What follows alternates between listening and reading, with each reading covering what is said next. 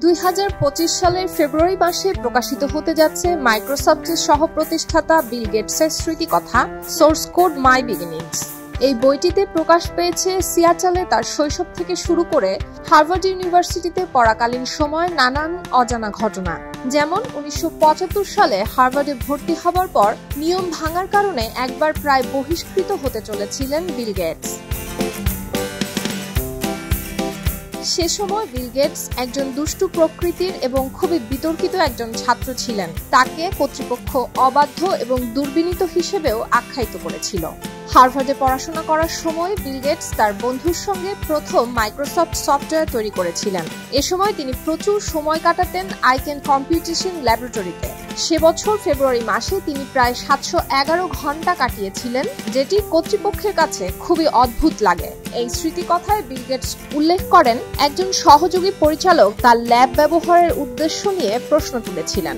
পরিচালক তার রিপোর্টে লিখেছিলেন তিনি বিল গেটসের কার্যকলাপের ফলাফল একেবারেই বুঝতে পারছেন না এবং সেটি তাকে জানানোর পরেও সেটি দিয়ে সে মোটেই প্রভাবিত হয়নি। আরো চমকপ্রদ তথ্য হচ্ছে, গেটস তার হার্ভার্ড জীবনে এলএসডি ড্রাগ বা সাইকেডেলিক ড্রাগ সেবনের অভিজ্ঞতা নিয়েও একটি অদ্ভুত গল্প শেয়ার করেছেন। একবার তিনি এবং তার বন্ধু পল এবং পলের বান্ধবী রিটার জন্মদিন উদযাপন করতে গিয়ে এই ড্রাগ গ্রহণ করেছিলেন। এ বিষয়ে বিল গেটস লিখেছেন, ড্রাগের প্রভাবে মনে মনে ভাবছিলাম কম্পিউটারে যেমন কোনো ফাইল ডিলিট করে দেওয়া যায়, তেমন করে যদি মস্তিষ্ক থেকেও কিছু স্মৃতি মুছে ফেলা যেত। কিন্তু তখনই চিন্তা করলাম, যদি এমনটা সম্ভব হয় তাহলে তো সেসব আর কখনো ফিরিয়ে আনা যাবে না। তাই এই পরিকল্পনা আর পরীক্ষা না করাই ভালো। পরদিন গোসল করতে গিয়ে তিনি চিন্তা করেন তার সবগুলো প্রিয় স্মৃতি ঠিকঠাক আছে তো। এরপর তিনি নিশ্চিত হন সবকিছু ঠিকই আছে। এরপর অবশ্য আর কখনোই তিনি এলএসডি ড্রাগ সেবন করেননি।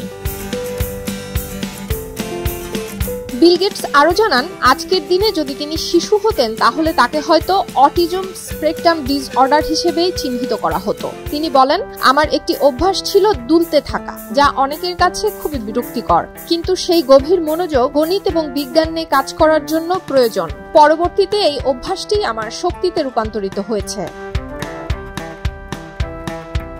বিল গেটসের এই স্মৃতিকথা তার ব্যক্তিগত জীবন এবং মাইক্রোসফটের জন্ম সম্পর্কে অনেক নতুন তথ্য সামনে এনে দিয়েছে। তার বক্তব্য থেকেই দেখা যাচ্ছে বিশ্বের অন্যতম সফল ব্যক্তিদের জীবনও অনেক চড়াই উতরাইয়ের মধ্য দিয়ে যায়। কিভাবে এই অসাধারণ ব্যক্তিত্ব একজন সাধারণ ছাত্র থেকে বিশ্বের সবচেয়ে ধনী ব্যক্তি হয়ে উঠলেন, সেই রহস্যের কিছু দিকও উন্মোচিত হয়েছে এই স্মৃতিকথায়। সুলতানা দিনা, খবরের কাগজ। খবরের কাগজ, নিখাদ, নির্ভীক, নিরপেক্ষ।